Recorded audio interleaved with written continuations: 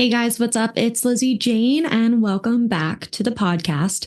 We have special guests INZO and Blookah joining me today to talk about their album that is coming out tomorrow. The record's name is NEXUM.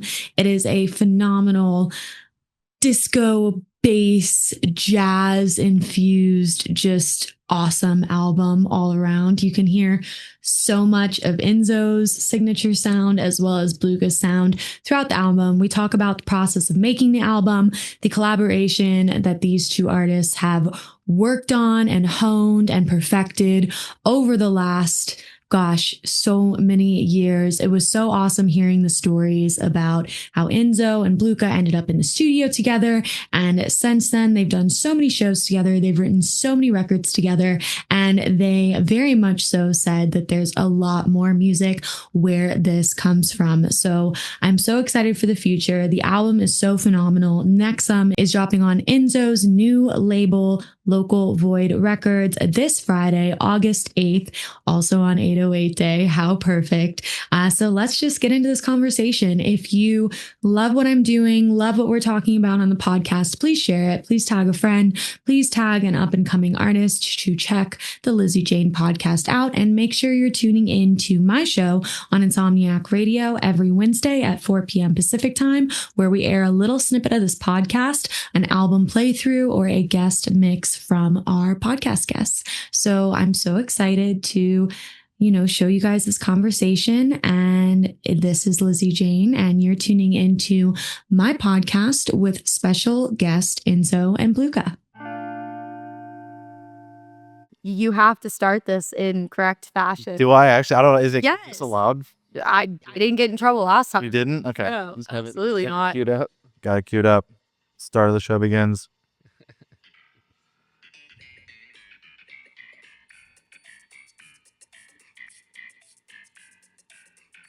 Yep.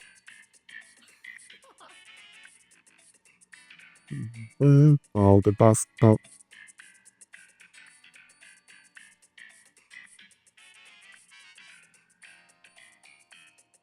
Right. All there. Keep it going. This one has a right. Gotta keep it going.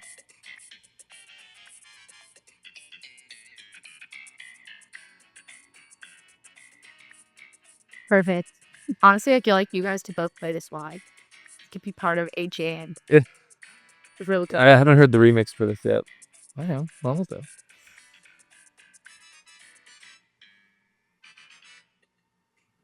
Beautiful. Beautiful. Here we go. We've officially started this podcast episode. I have the one, the only INZO and Blookah with me today. How are you guys doing? Yeah. Awesome. Doing great. How are you?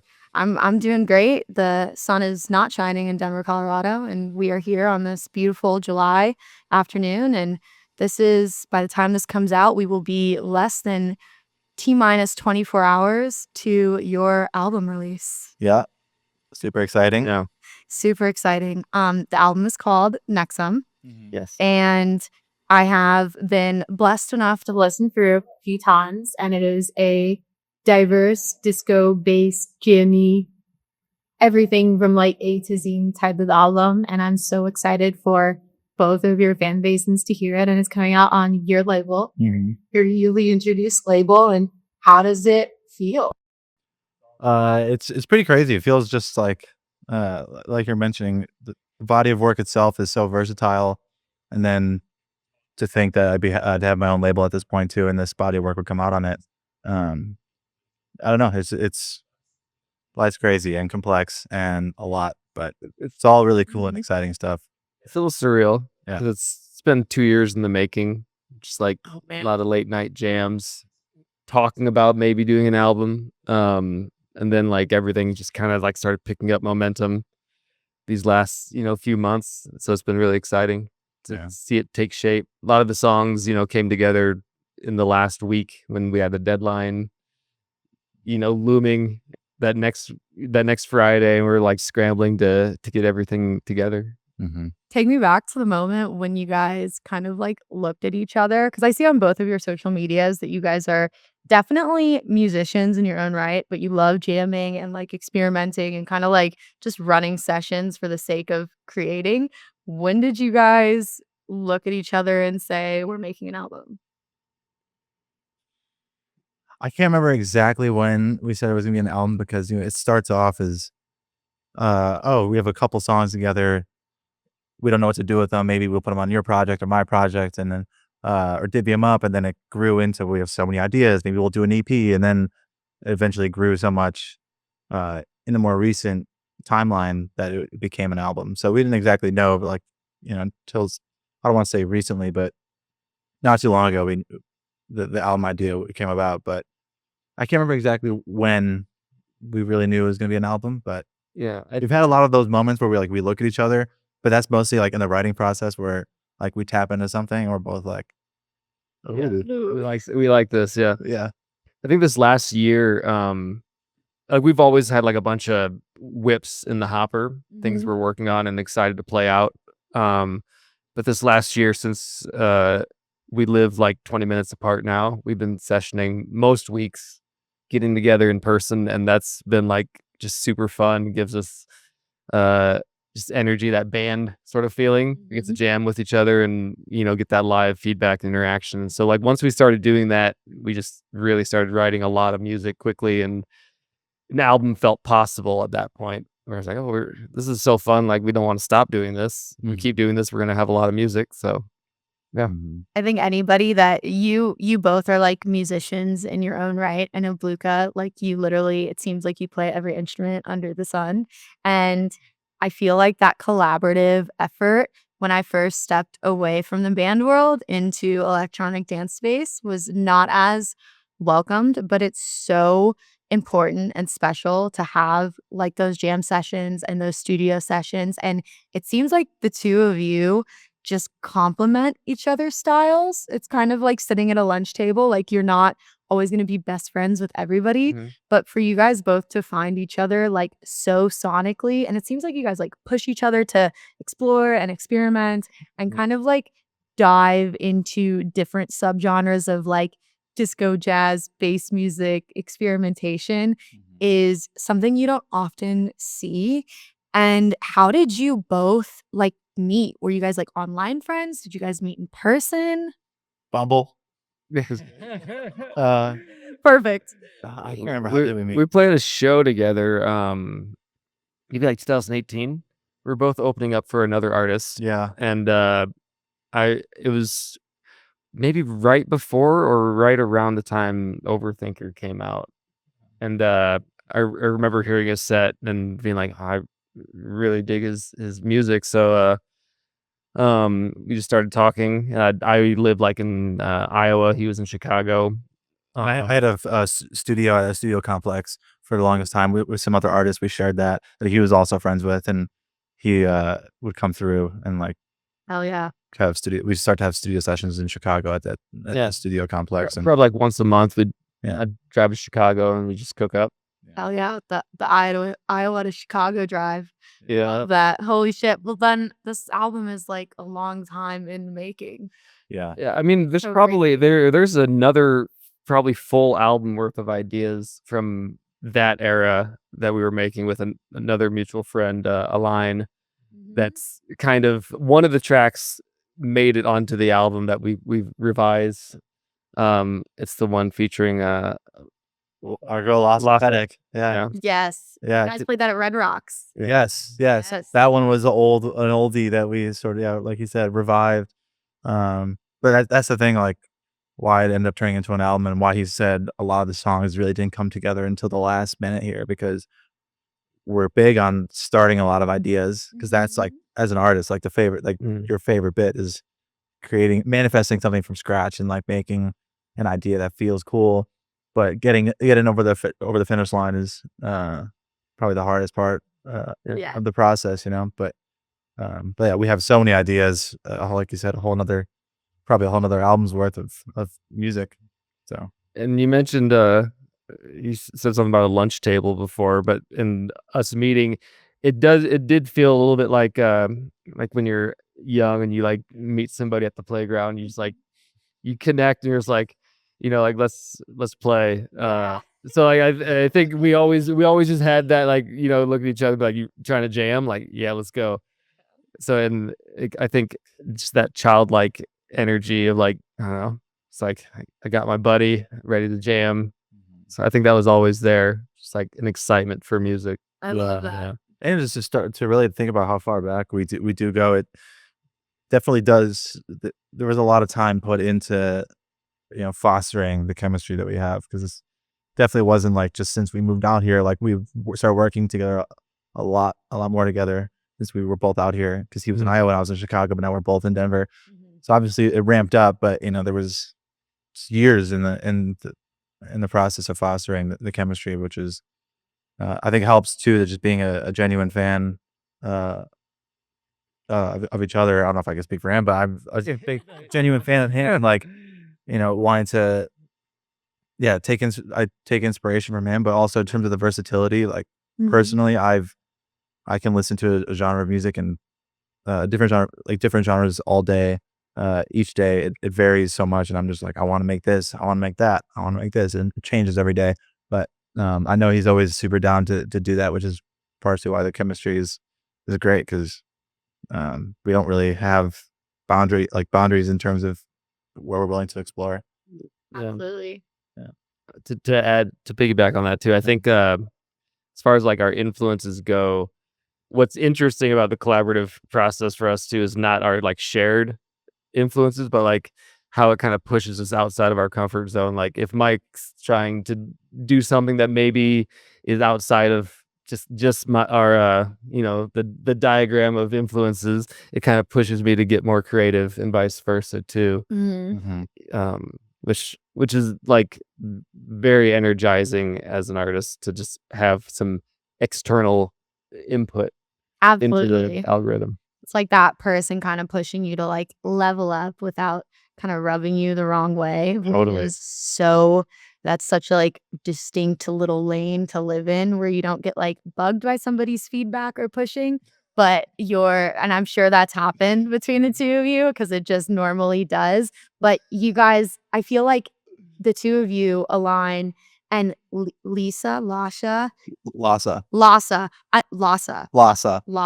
Yeah. okay, I look at her name and I go, I'm never gonna. The H will it throws you off. It's just pronounced Lasa, but like with I the feel like H, you guys are I don't know if you do Lhasa. Lhasa. Is it Lhasa Greek? Pedic. Is it Russian? I think she's from Canada. Shit. She's from Ontario. Perfect. I'm sorry, Winnipeg. We love our fellow Canadians. She's phenomenal. The Yeah. four of you guys are when you guys had that moment at Red Rocks, I'm like, they're kind of like the Avengers. Like they kind of have this, like they're all so different and so creative in what Alion's done with his project. You guys have never put yourself in a box, which is so easy to do in dance music. And because I feel like if I listen to either of your discographies, you have a little bit of everything going on. And specifically you. And so like, I've always seen, since I was a fan of dance music, into being an artist, being a podcaster, being a lot more involved in the community, you'll be like put in between rhythm acts at Lost Lands, and you're like, hey, what's good? So some days in my mind I'm like, oh, this makes sense. Some days I'm like, does it? What But it really depends on like what side of the pillow I wake up on, because some days I'll be down to embrace more of like certain aspects or certain lanes of my music, and then other lanes other days.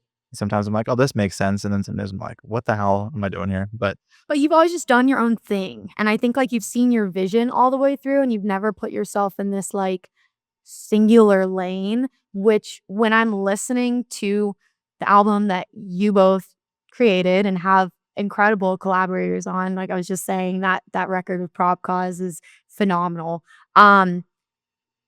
It sounds still like you guys, but still like different.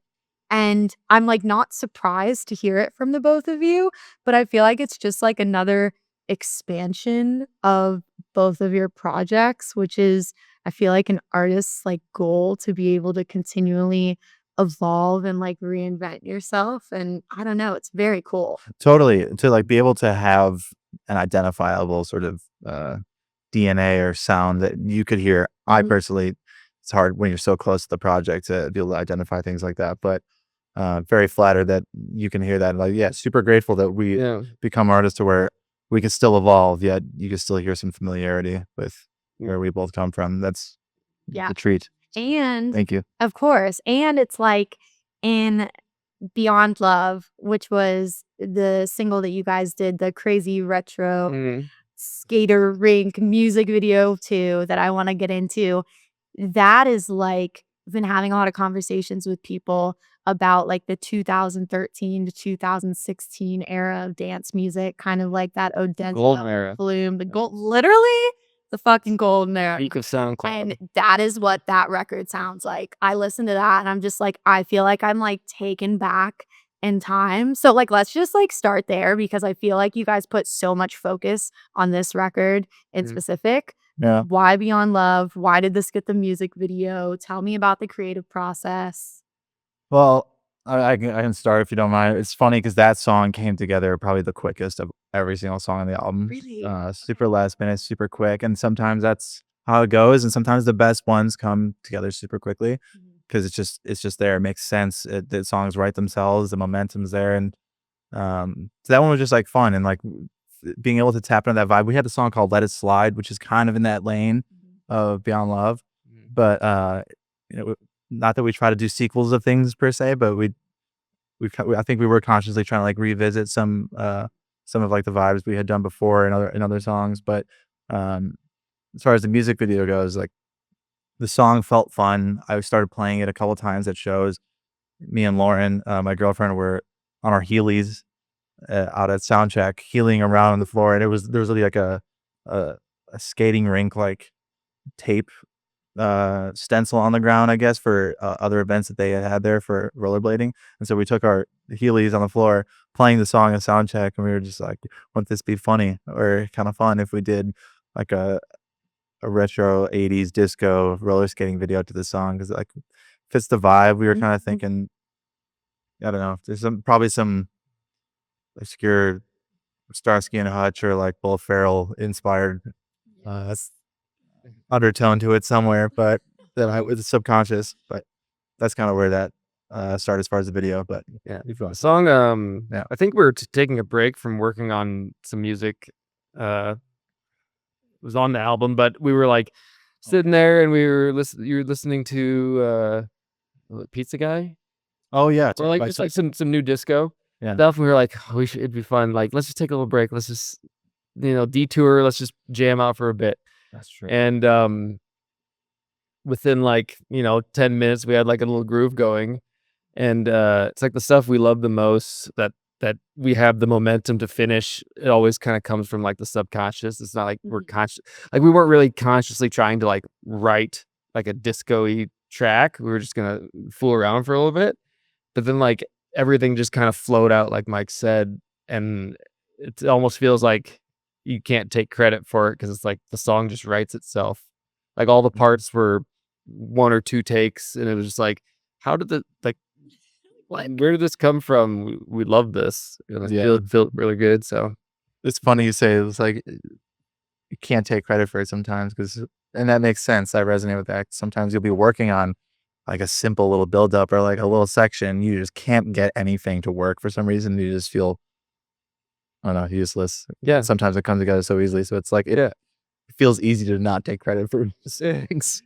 So dope and so easy, because usually it's a struggle, but yeah.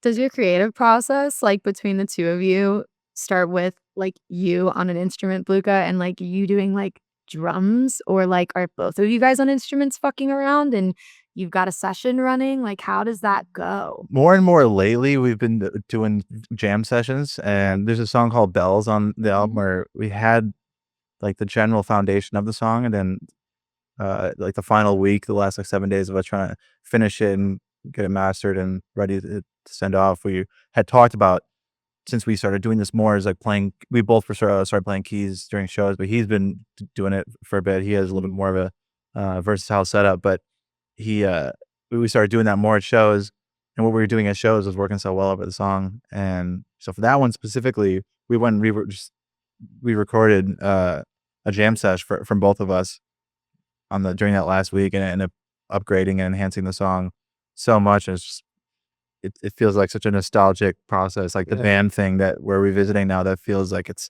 so slept on. It's like that was such an effortless thing, and that upgraded the song tremendously. But typically this guy's making sounds, noodling with some melodies and whatnot.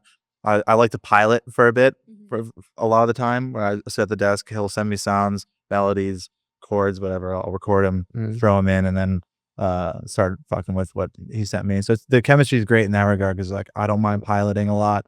She doesn't mind just ripping keys a lot, and I'll just Love that. it's like But we'll switch it up too, and like take stuff home. Yeah. Like I'll bring back like a B section.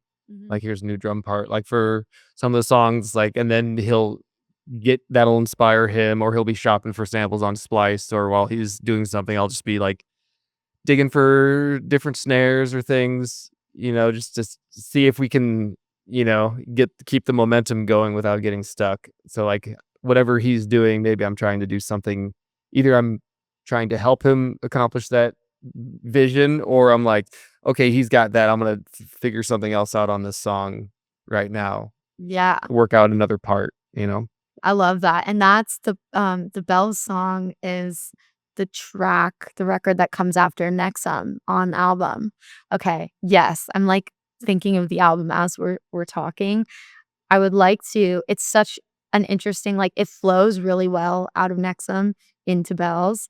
And I feel like there's like a few moments like that in the album where it really very much so sounds super conceptual and goes right from like one to the other. Let's talk about NEXUM. Why is this the title track of the album? Did you guys know that when you wrote it? Like, how'd you make that decision? In layman's terms, it means connection in Latin, and we were just trying to put into words or a word the process and like what we've been experiencing in the writing process, and it's been hard to like pinpoint how to describe it in such a simple word or a couple words without like giving you a lengthy paragraph, but like that's why fundamentally it boils down to like a crazy sense of connection that allows us to have the chemistry we do. Also, names are hard. Names are So once we named that first one, it was like, then we're like, okay, we got to figure out an album name, and then it was like, actually, that's the first single. We like that name. perfect. Roll with that.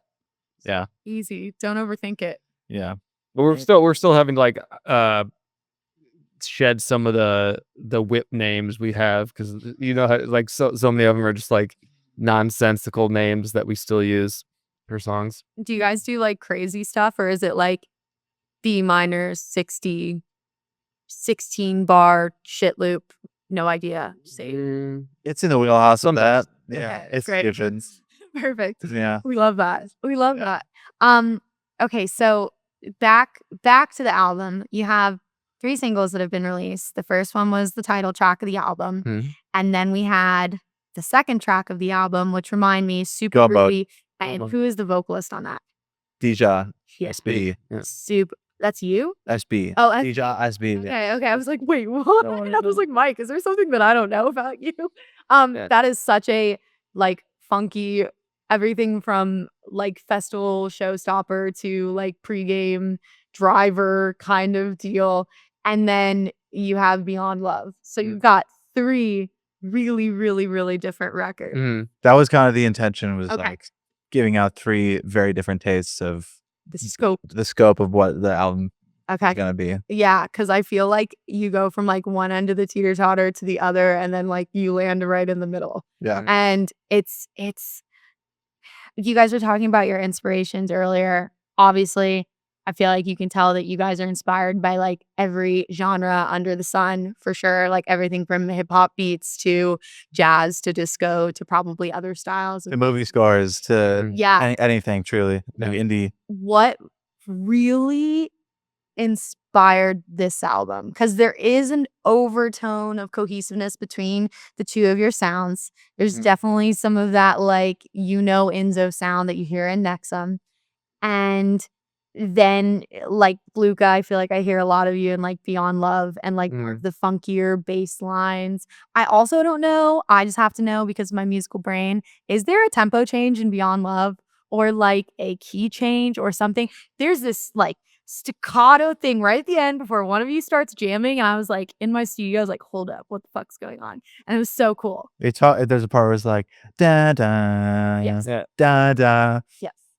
It's not a key change, but just a chord change. Yeah, just like a little bridge. It's Yeah. so fun. Yeah. You don't. Credit to Blookah on that one. Now he was like, no, this right here, this is what we're gonna do. That's the. We're gonna do that. That is the That's fucking the moment. moment. Yeah, Gotta cross no, I that. appreciate you. Yeah. And that kind of like that was just what I was talking about. Like, I think you were dialing in. We had like the baseline drums there, and then you were kind of tweaking them a little bit, working on some fills, and then I was just sitting at the keys, and I just heard those chords. I'm like, ooh, this could be a cool bridge. Pause. Let's make some space for this, and then like keep doing what you're doing. I'll work this out, and it's just like it worked. Yeah. Super fun. Mm-hmm. But Yeah. Inspirations for this album. Oh yes. Yes. Sorry, I got ADHD out the way. No, that's okay. That's why we're in podcasts. I know. Go off the rails. You wanna if you talk want about to. Okay, I kind of this was occurring to me as she was mentioning it.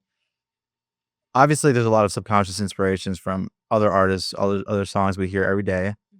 I do feel like though, for what we've been like experiencing, like doing shows together, we would like play like one or two songs, like a few songs from like before the album. We would play some stuff, and it feels like subconsciously there's inspiration of piggybacking off of what that felt like when we would start to like jam out and like play shows together, or play songs together. It's like inspired. I've been inspired from the last session I did with him, and like the last time we played a show together. That's been inspiring and sort of cultivating. Like that's probably why there's some level of consistency, or why there's like cohesiveness from one song to another. I don't know. It's this its own aesthetic and palette and universe is being manifested that I'm inspired from that as well. Not just other artists and like other songs, but kind of this feeling that we've been manifesting. Yeah.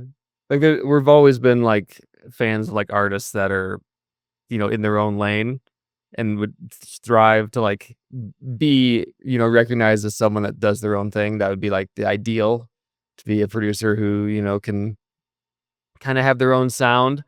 But I think is more than the sound, it's the approach that inspired the album, and it's the happy accidents, as Bob Ross says, and kind of embracing the humanity and like the flaws. So it's like it's a combination between like the human quirkiness and like throwing paint at the canvas, and then doing like a very perfectionist kind of like analytical production on it too. So there's moments that are like very precise and well thought out, and but a lot of it's just like we left it in there. That was how it was when we first played it, and it works, and it has character. There's a lot of like just throwing paint at the canvas and stripping stuff back, and just seeing, letting things stick. Yeah, and I feel like it has that like realism feel that a lot of, I would say, like DAW only producers like strive to accomplish, that aren't necessarily using like live instrumentation, or they're quantizing everything, or they're kind of going to that like everything has to be perfect, but then you lose that organic feel, and then you kind of try and make it up with like a hi-hat like house delay, but it doesn't really do it. And you can hear those moments during just the whole record in general. And like back to what you guys were saying, just being inspired of like being together. I never saw you guys play together until Red Rocks, which was like obviously the best place to see you guys jam and be together. And I was my boyfriend, I almost felt like I was annoying him, because there were so many moments like during the jam that you guys had that I was just like, this is so fucking rad. I was like, no one's fucking doing this right now, because you guys could just like see you all like playing off of each other. And that doesn't happen in our lane anymore. Yes, but definitely you get the little fist bump. Definitely earned. It was so organic and cool, still in a lane of like digital music. So it was just this huge kind of contrasting thing that you don't see often. And then I saw that you guys like debuted a song or kind of did something similar, maybe in Texas, or like maybe you guys have played together now and a few other spots. Yeah. I see every time you guys do that, people kind of go like wild.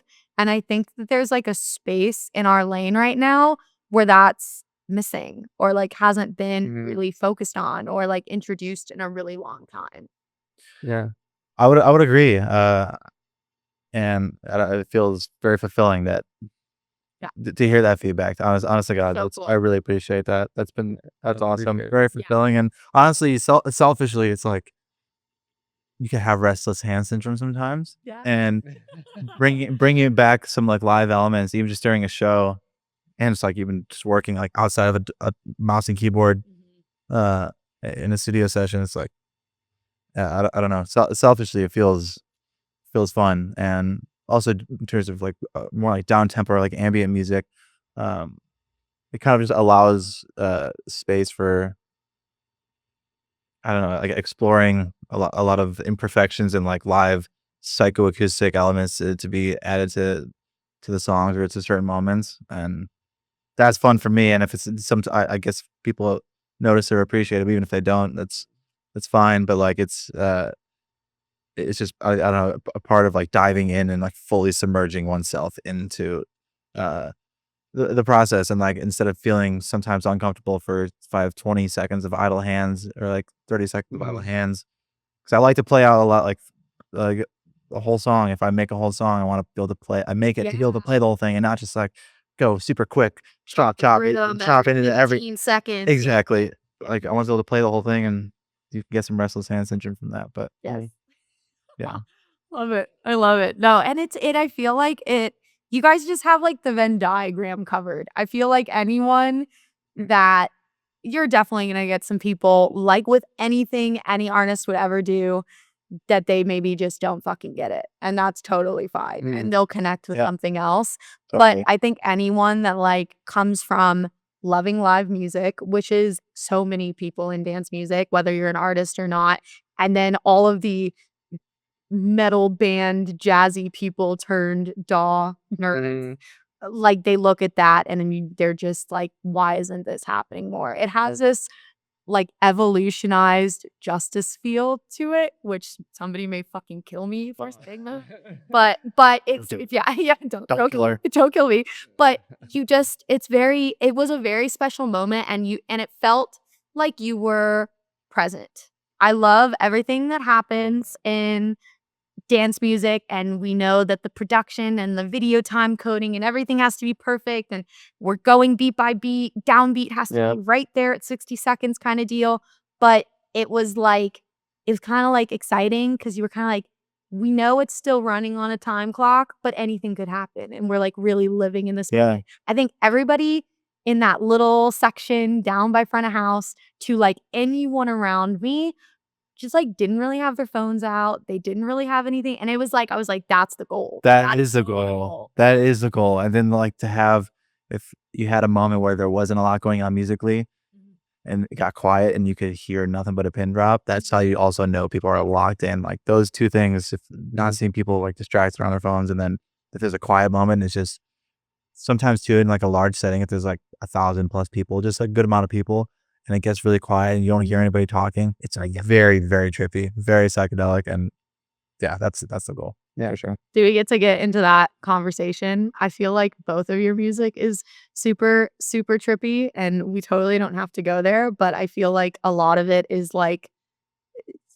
psychedelic LSD sounds, mushroom sounds. What is this stuff? What is I haven't heard of these things before. I was like, I told my parents about this stuff. Okay. Yeah, he's the same. It's right, yeah. Okay, cool. Okay, great. Okay, let's talk about it. Let's talk about it. We've definitely had some influence from that. I mean, there's some science. I can get nerdy about it. I can get real nerdy We about can it. get so nerdy about it. I honestly was going to go into the whole frequency thing. For people listening, Frequency therapy. I stole INZO, or I had Brandon convince you to walk from your area to my area at Soulfest 2 years ago, and we almost nerded out the whole time about math. Yes. I don't know if anybody cared, but it was still a great crowd. Let's get into nerdy stuff. Yes. Well, I mean, does seem to be some scientific evidence about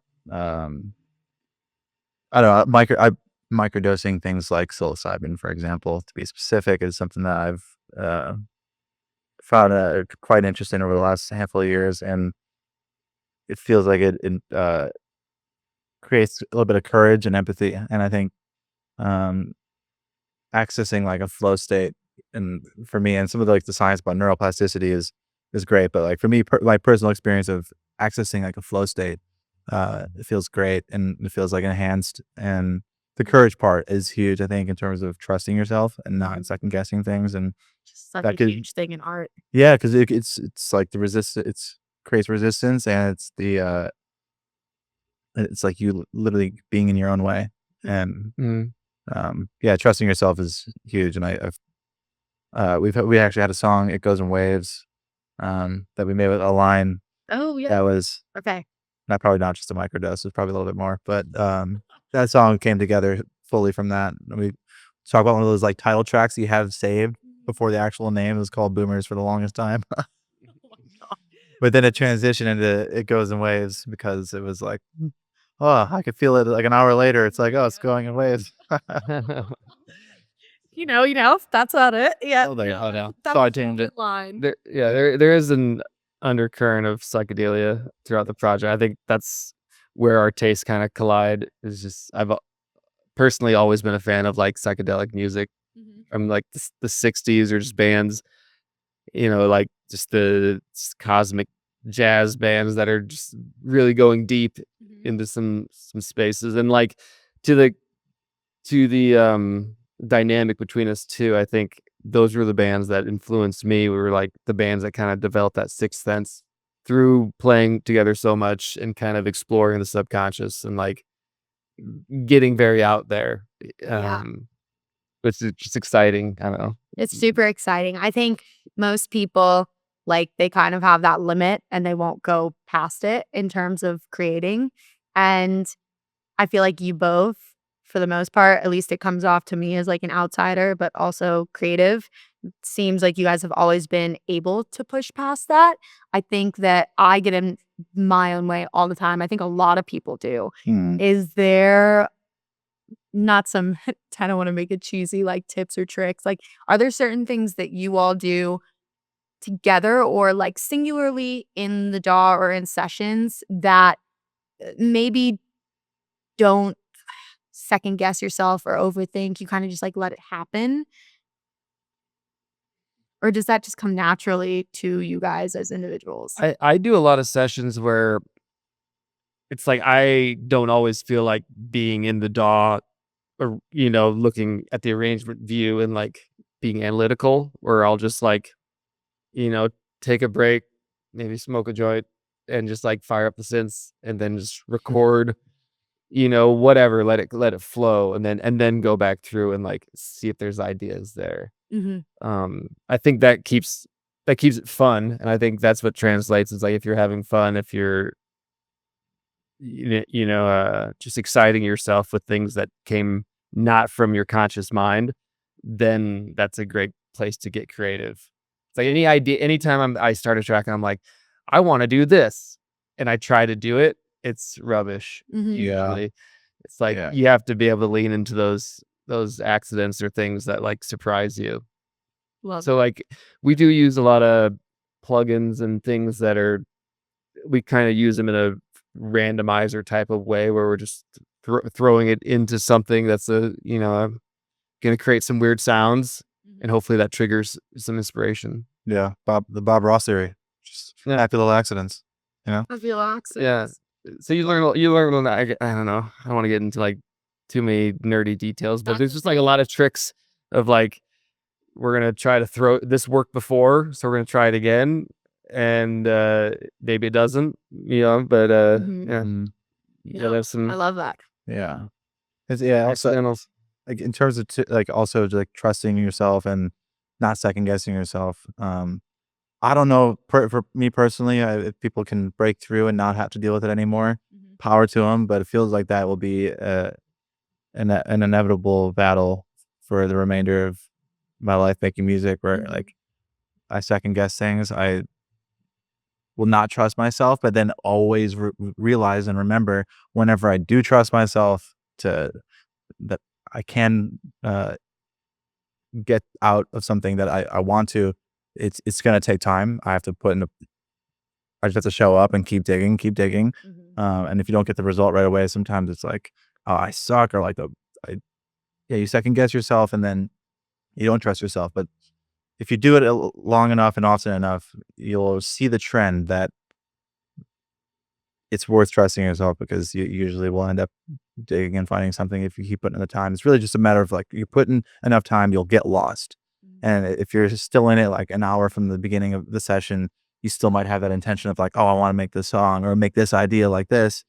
But if you're going in for a long enough time, sometimes you just get lost into a flow state. It's like you're not consciously thinking about a goal, but it's like you've been messing around with things for so long that now there's no expectation, there's no like guardrail that you can find yourself to. You could just kind of access that flow state by being That's lost. kind of his superpower too, is the ability to like keep digging, and not be precious. I think it's as producers, we're always like, if we spend a lot of time on something, it's like that's the part, like you don't want to like trash it, but and that's the benefit of working with a writing partner too, is like you can be honest with each other, and if it's not unanimous, we're just like, all right, scrap it. Yeah. We'll keep digging. And I'll keep like, I'll go in on something that does not sound developed, or like it could be cool for like 2 hours until it is cool, like it's, or maybe more so. It might be overkill sometimes, but I try not to give up on certain things that I know don't sound right. Yeah, I try. Yeah. Yeah. It's like the moments, like the fills, or like the special moments. I think that's kind of your forte, is to be able to like, this could be better. And then just the confidence to keep digging, because you can find it. Yeah. I love that, because you have those moments, and I feel like then you have the moments where you do the 2 hours and you keep digging, and you're like, fuck, shit, this sucks. I get up, I go outside, I go to the gym, I go on a walk, I come back, and then you do like one little thing and you're like, oh, that's it. Yeah. You're like, yo, that's it. But you wouldn't have gotten there unless you kept showing up. Exactly. And honestly, sometimes you won't get the result you want, and that's part of the process though, because like you're still learning in that process, But There's like a karmic element to it. It feels like you're like gifted something when you need it sometimes, and sometimes you're meant to suffer. Literally suffer. Like you're just staring into the void. Look at that. It's sometimes you like sometimes you dig like we've gone back to like, sometimes you have to test the validity of an idea, like when you try a bunch of stuff and then you end up going, you know what, the A was better than Z. Yeah. I know, because then you can run it too far. Oh yeah. And then you're like, wait, I feel like, especially with like mix downs, like You can overproduce. Okay, are you sending it to an engineer? Or are you guys doing everything in house? Oh, God. All in house, baby. Oh, fuck. That gives me like a migraine, like sitting right here. Okay, so in that lane of things, how do you guys know when it's done? How do you guys? It's never done. Fuck. It's never done. I need answers. I know. I guess until the deadlines. The deadline really makes a lot of stuff happen. It honestly does. The deadline's bittersweet, because I hate deadlines, because art's never done. I could tinker stuff all day, but it does help just like letting go of stuff and letting it go. But yeah, sometimes it's really just like, okay, this is as good as we can get it to sound in this time frame. So, and there's a desire to move on too. It's like we have so much fun writing new shit. You don't want to hate it by the time you're done. It's like, well, we're close, and we're both like, I don't know what else I want to do with this. I kind of want to do something else. All right, we better just like, let's get this mix, and like, what notes we want to like tackle, and then like put it to bed. Yeah, I love that. It is important though to like stress through it sometimes, because like there's a subconscious feeling when you're listening to something. If it hits a certain way with this mix down versus another way, sometimes it could be a little bit of a difference maker as far as like if you get goosebumps listening to something. Is how it could sound sonically on the ears, if it sounds like it's fatiguing versus not. So I feel like that goes back to our last conversation when we were talking about like frequencies and what hits and what doesn't hit. And like, there's a lot of people who use frequencies to their benefit when creating music. And I definitely feel like it's been super prominent in yours. Is that something that you guys really focused on in the mix down kind of sound design process of this album? If like frequencies specifically, what do you mean? Like with like the more like with like NEXUM, like with more of the like bass infused songs, I feel like your bassy sound design stuff has always been like tuned not only to like a certain key, but to like really sit and resonate Oh, I see what with you're like saying. with Yeah. like the fatigued ear versus like the goosebump ear For kind of sure. deal. For sure. I mean, yeah, I don't know. There've been other songs I've been inspired by in terms of, yeah, like mix downs and like sound design where something can sound powerful or like loud, but it feels like it's cradling your eardrums in a way, you Mhm. know? So I don't know. I just strive to obtain that. It's difficult, but sometimes I get lucky. Sometimes Love I it. don't. Yeah. Love it. No, I love it. All right. So we've talked through a lot. I want to know if are there any Easter eggs in the album? Are there any like cool little tidbits of this album's creation process that you would love to share with people before they have a chance to listen to it? Big important question. Last question. Easter eggs. There's a little audio bit and it says, I just want to chill out right here for as long as I can. And that's something that we were just like recording live audio. We're walking around on our phones and the little tidbit he said, I think we were in the desert. I think we were in the desert. Yeah. On a There's a lot of trip. like voice memos tucked in there from Okay, cool. different moments. I think there's one that we used in the last track. I think that's actually PJ. for melody. Yeah. I think PJ made a track. Sorry, PJ, you're not getting a feature. Oh I man. think that's it. I'm not sure. It could be, yeah. We got some audio from tour the last time we were on tour, and then in nature. So there's a little bit like audio bits on there like that. Little fun fact about the first song on there. I was working on it for a while, getting everything mixed down and like the sound design on some things that sound really good. For some reason, my Ableton didn't autosave. I rendered it out, and then the project crashed, and I lost hours of work and like trying to revive how it sounded. It was just like the best it was sounding after that render, and then the last render was dog shit. But yeah, I had to revive the hell out of that one. Then the last week of us finalizing it, and we got it to a place that's even better than where it was before. So I'm grateful for it. But that one was a journey, like 500 plus tracks in Ableton, 2 totally different drum groups, 2 different kicks, 2 different snare, like everything you're turning on. It was chaos, but we got it. Yeah. We had like a week to finish the album. We had 16 songs that we were looking at for the album. We narrowed it down to 12, but like the first 2.5 days were spent solely on this first track, and it was getting a little stressful because we're like, oh, it can't all be this tough. Yeah. This was a difficult song to finish. Like we're not gonna make it. 10 more songs. Yeah, no, I reassured you though. I was like, we just get this one through where it will be good. Yeah, Get this one done. that was a tragedy. And the go mode one is basically another instance where we had a project crash because we've been trying to do like a nice like bass house track for a while. We had one and it just crashed. Couldn't get it back. Oh no. Yeah, I couldn't really remember the idea too. It was like kind of there, but not really. Never rendered it. We had nothing to reference off of. Nothing. Yeah. So we did a few since, like maybe one or two since then that we were like okay on, lukewarm on until this one came. So we were glad we finally got one today. Oh yeah.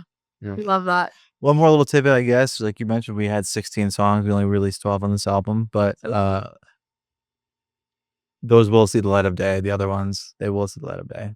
We love that. There's more where they come from too. We got this other one we were tapping into last night. Yeah, there's gonna be some exclusive new songs. We're gonna debut at Mishawaka next Friday at the Alberta show, and Mishawaka. we're excited. Mishawaka. It's gonna be tomorrow, technically. Tomorrow. It comes out tomorrow. Sure. Mishawaka. Okay. So there's so much more music where this is coming from. Those songs will see the light of day. Yeah. Mishawaka, this is a great place to wrap this up. Tell me about what people are going to expect at Mishawaka. Are we doing an album playthrough? Are we doing a jammy set? It's gonna be kind of both. Like, sure, it's not like a listening party, but it kind of is. But it's also like a show. Yeah. So like we're gonna jam out. We're gonna play some keys, and we'll kind of do a playthrough for some parts. Just kind of in order. But we're also gonna sprinkle in some older tunes of ours together, some solo tunes, some these unreleased extra tunes. Yeah, it'll be kind of a loose homie hangout, like loose format. Like we're not going to be too gung ho on like perfecting a show. We just want to like it to be fun and like feel kind of, like a cross between a listening party and like a listening show or like an album release show. There's moments too. We're gonna tap into some of the ambient things that we like to do, where we're big into just like doing some soundscapey stuff. So there's going to be some improvised bits where we don't really know what we're going to do, and that's exciting. Super exciting. We also have present in the moment. Yeah, totally. And look at that. And Mishawaka is just a sweet little place for it. It's like So cool. it's not that big of a venue. It's like right by the creek, right tucked in the mountains. It just feels like a cool, intimate. Like we're all kind of like out there camping, but not really. Listen to EM. Yeah. No, you're like right on the stream. No, I actually haven't been there yet, but I've watched like a ton of like live sets. Like Josh T did like a show there a little bit ago, and Jason Leach, and it's like the perfect. Yeah, it's like a private venue for like a perfect album listen through jam. Yeah. Where you want it to be. Totally. You bring your friends, Streamer's Delight, and Benny. okay, Yes. cool, sweet. Yeah, we're gonna be starting off. We're gonna have some merch there. And Yeah, we'll have some NEXUM exclusive merch. Okay, hell yeah, love it.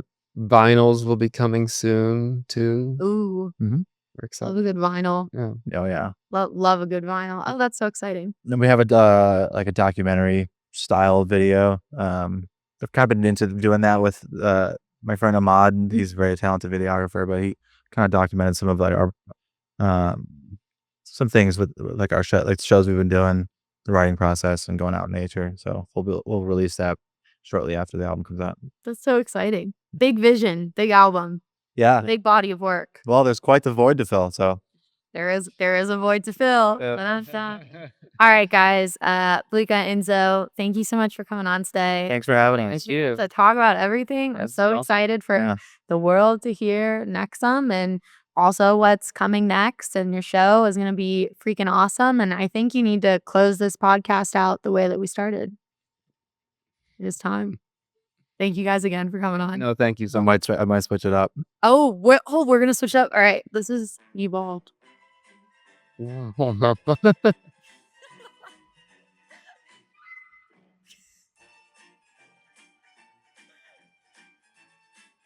It's just the credits of like the same name over and over again. There's Lizzie Jane. Watch, I'm gonna fucking do it. I'm gonna absolutely do it. You should. Just to fill out the screen. Presents Lost in the Void, presented by Void Records, presented by NEXUM, presented by Blookah, presented by INZO. Over and over and over. These boogers. All right. Great. All day. Okay, perfect. Bye, guys. Thanks, Lizzie. Okay, see.